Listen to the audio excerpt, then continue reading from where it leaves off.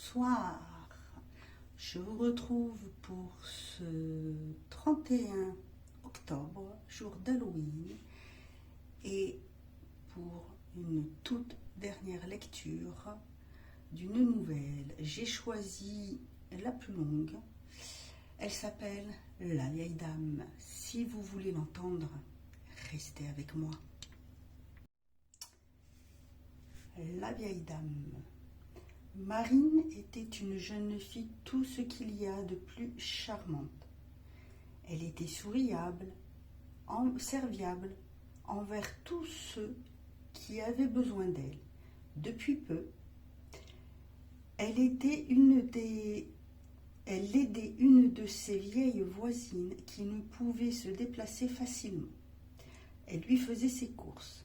Un soir, le 31 octobre, pour être plus précise, elle alla chez la vieille dame pour lui apporter ses courses.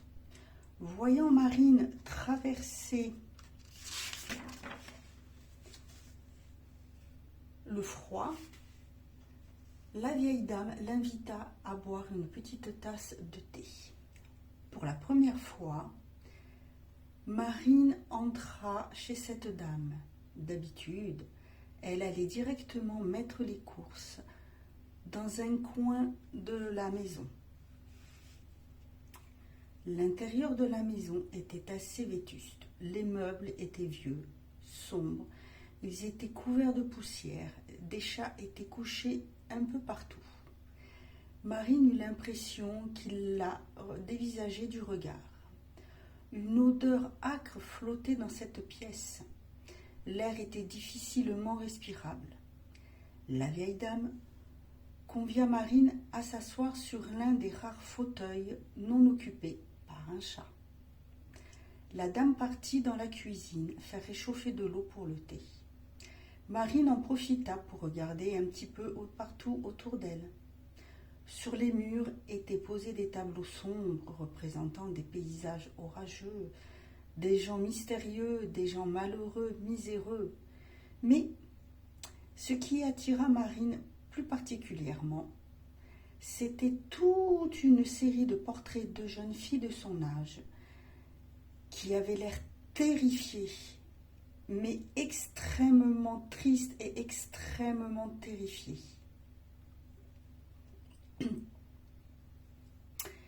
La vieille dame revint au salon en tenant une théière bouillante. Marine la prit pour l'aider. Elle s'assit et servit le thé. La dame la remercia et s'assit également. Elle expliqua à Marine que le thé qu'elle avait préparé était à la cerise, que c'était sa défunte fille qui l'avait fait juste avant de mourir, l'été dernier. Le thé coula rouge, rouge comme le sang. La vieille dame demanda à Marine de lui raconter ce qu'elle faisait de ses journées, à part aider les vieilles personnes. Marine commença à raconter qu'elle faisait de la danse, qu'elle chantait, mais elle n'avait pas le temps de finir. La vieille dame se leva et expliqua à Marine qu'elle aimait bien prendre des photos des jeunes filles qui venaient la voir. Elle attrapa un petit appareil posé sur la commode derrière elle. Elle invita Marine à boire son thé alors qu'elle lui parlait de ses petits-enfants et en profita pour la prendre en photo. Marine porta à ses lèvres la tasse bouillante tout en écoutant les histoires de la dame. Le thé lui glissa dans la gorge. Elle se mit alors à crier et à recracher son thé. Mais c'est du sang! Elle devint alors livide lorsqu'elle vit le regard de la vieille dame. Celle-ci se leva et saisit l'appareil photo. D'une petite voix terrifiante. « Enfin, tu es à moi pour toujours !» Elle reprit Marine en photo, qui s'écroula aussitôt.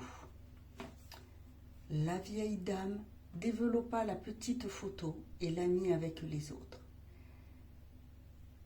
Elle lui avait volé son âme et l'avait enfermée dans le portrait. La vieille dame prit le corps, l'emmena dans une pièce fermée à côté de sa chambre et l'assit sur une chaise au milieu de toutes les autres. Elle dit alors d'une voix nasillarde: « À la prochaine !» Et elle disparut, comme par enchantement. Et voilà. Faites bien attention aux petites vieilles dames qui habitent près de chez vous, surtout si elles ont l'air un peu mystérieuses. Alors, qu'allez-vous faire pour cette soirée d'Halloween? Je vous souhaite une bonne soirée, amusez-vous bien, profitez-en bien et je vous dis à bientôt.